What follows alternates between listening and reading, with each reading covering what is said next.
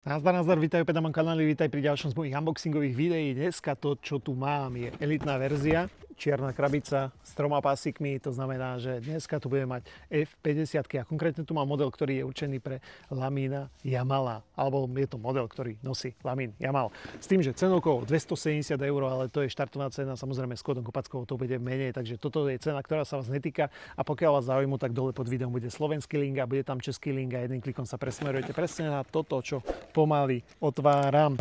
Skúsime to prebehnúť veľmi rýchlo, pretože nič nové vám asi nepoviem, pretože tento model už som tu párkrát mal. Dôležitá vec, čo nesmiem zabudnúť vám ukázať, pretože veľa z vás sa na to pýta, tak je vrecuško, ktoré je samozrejme súčasťou balenia. Takto vyzerá spredu, takto odzadu a ako vždy vnútri je 4-točné vrecuško na zips, kde si vieš odložiť zase svoje maličkosti s tým, že znova je syntetické, to znamená, že určite tam tie kopačky nechávaj cez noc. Ďalej, čo som vám zabudol ukázať, väčšinou práve u tých bešnúrkových býva aj obuvák plastového typu, takže máte tam obuvák, ktorý viac menej asi aj nebudeš potrebovať, pretože to obutie tých kopačiek je úplne v pohode. A ešte jedna vec, ak sa nemýlim, je súčasťou balenia a to sú vložky, ktoré nie sú náhradné, ale sú to ako doplňujúce. Tie, ktoré sú v kopačkách, sú práve také, nazvime to, tvrdšie, zatiaľ čo vonku sú práve tie komfortnejšie, takže ak si ideš viac komfort, tak treba tam dať tieto a vymeniť tie, ktoré sú pôvodne v tých kopačkách. Ten model vyzerá teda nasledovne, idem za vami, ukážem vám ho, ako vyzerá a určite aj do komentárov, ako sa vám ľúbi. Takto nebudeš pozerať z tej vonkajšej strany, pohľad zhora, vnútorná strana, podrážka a takto vyzerá päta s logom Adidasu. Čo sa týka modelu, je to samozrejme syntetický model s technológiou Fiber Touch. A ten materiál je samozrejme teda syntetický a veľmi príjemný. Ako teraz pôsobí tak všeliako, ale po obutí fakt, že dokonale obopne a vytvára aj ten pocit toho dokonalého obopnutia. Takže čo sa týka fixácie nohy, viac než dobre, s tým, že v oblasti tej špičky sa nachádza Sprint Web.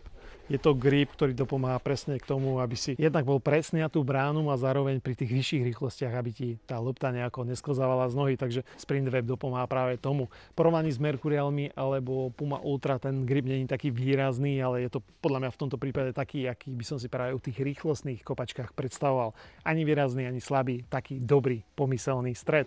A čo sa týka uchytenia nohy, je tu gumička, ktorá sa stará o to dokonalé obopnutie, zároveň aj vy s tým vyšším nartom nebudete mať žiadny problém. Horšie to bude práve s tými, ktorí majú tú nohu širšiu v oblasti bokov, pretože osobne ja, keď ich mám 30 minút na sebe, tak po pár minútach mne proste tie boky odchádzajú a je to neskutočná bolesť. Takže ak ideš prvýkrát do F50, asi by som volil tú šnúrkovú verziu, a zároveň porovnanie aj cena šnúrkové, bezšnúrkové, tam je rozdiel 10 €. Šnúrkové 260 €, bezšnúrkové 270 €, ale to sú tie štartovné ceny. Vnútro, ako to býva, F50 majú viac než dobre prepracované vankušiky, ktoré sa snažia fixovať nohu a dodávať komfort. Vnútri, ako som hovoril, je tá vložka Speed, čiže tá bude o niečo tenšia, taká tvrdšia na dopady. Čo sa týka podrážky, tak je tu Sprint Frame 360, je to FG-čková podrážka primárne určená na ten prírodný terén. Z tých štuplov je asi jasné, že je to podpora záberu a obratnosti na tom ihrisku, takže niečo ako Messi alebo Lamin Jamal. Čo viac k ním povedať, asi som povedal všetko podstatné a samozrejme, ak máte otázky, pýtajte sa do komentára, poprípade, ak si neviete vybrať ten správny typ kopačiek, píšte mi na môj instagramový profil Kopackovo. Za mňa je to všetko, ja vám ďakujem za dopozeranie a vidíme sa pri ďalších videách. Čus!